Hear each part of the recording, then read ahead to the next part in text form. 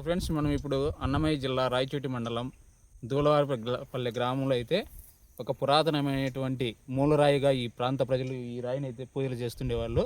కానీ ఈ మధ్య కాలంలో కొందరు దుండుగులు దీన్ని ధ్వంసం చేయడంతో, అలాగే మట్టిలో గుప్త నీళ్ళ కోసం దీన్ని ఎట్లంటే అట్లా వేసి అట్లా వేసి మరుగున పడిపోయింది.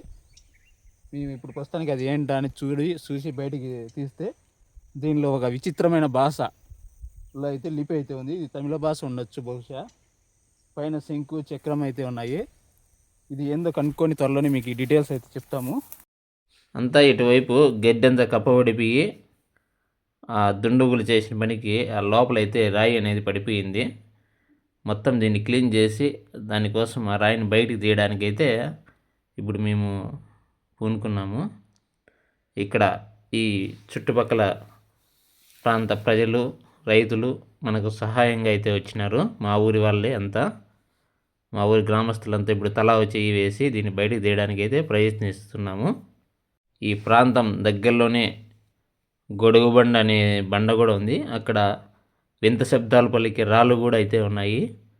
దీన్ని బట్టి చూస్తే ఇదంతా ఒక చారిత్రకమైనటువంటి ఆనవాళ్ళు అయితే మనకి ఈ ప్రాంతంలో ఉన్నట్లున్నాయి. ఇవి ఆర్కియాలజీ డిపార్ట్మెంట్కి అయితే ఈ ఫోటో తీసి పంపితే వాళ్ళు 3వ శతాబ్దానికి సంబంధించింది పాండ్యరాజులది ఉండొచ్చు అని ఒక ప్రాథమిక అంచనాకి అయితే వచ్చినారు. ఇది ఇంకా ఈ మట్టిలో ఉండడం వలన, క్లియర్గా రావడం వలన ఇంకా హిస్టరీ అయితే మీకు ఈ శాసనం హిస్టరీ ఏందో త్వరలోనే వాళ్ళు చెప్తారు. ప్రస్తుతానికి ఇది పైకి లేపి పునరుద్ధరించడం అయితే జరిగింది. ఒకప్పుడు మా ఊరి గ్రామ ప్రజలు ఈ రాయిని 101 బిందెలతో నీళ్లు, 101 టెంకాయలు కొట్టి పళ్ళంతా కదిలిచ్చి ఇక్కడ వనభోజనాలు ఏర్పాటు చేసుకొని ఇక్కడే అన్ని పూజా కార్యక్రమాలు అయితే చేసుకోవడం జరిగింది.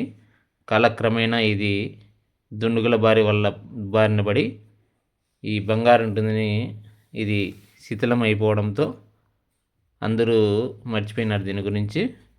అందుకే ఇప్పుడు మళ్ళీ దీన్ని వెలికి తీసి చూస్తే ఇది ఒక శాసనం అయితే దీని మీద ఉంది.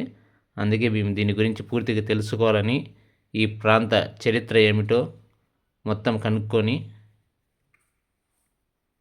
ఒక వెలుగులోకి అయితే తీసుకురావాలని మా వంతు ప్రయత్నం అయితే మేము చేస్తున్నాము.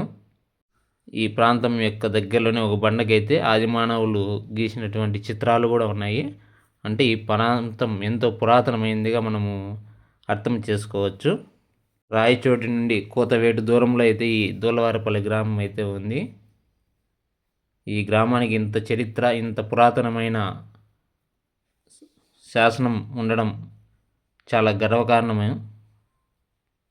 చాలా బ్రహ్మలిపిగా, ప్రాచీన లిపిగా అయితే మనకు చూసేదానికి అవుపిస్తూ ఉంది. పైన శంకు చక్రాలు, చేప బొమ్మల మాదిరిగా కొన్ని అయితే అవుపిస్తున్నాయి. చూడాలి, ఆర్కియాలజీ డిపార్ట్మెంట్ కూడా ప్రస్తుతానికి ఇది ఇంకా క్లియర్గా పంపిస్తేనే మేము చెప్పగలుగుతామంటున్నారు. ఈ వీడియో నచ్చితే లైక్ చేసి, షేర్ చేసి సపోర్ట్ చేయండి ఫ్రెండ్స్.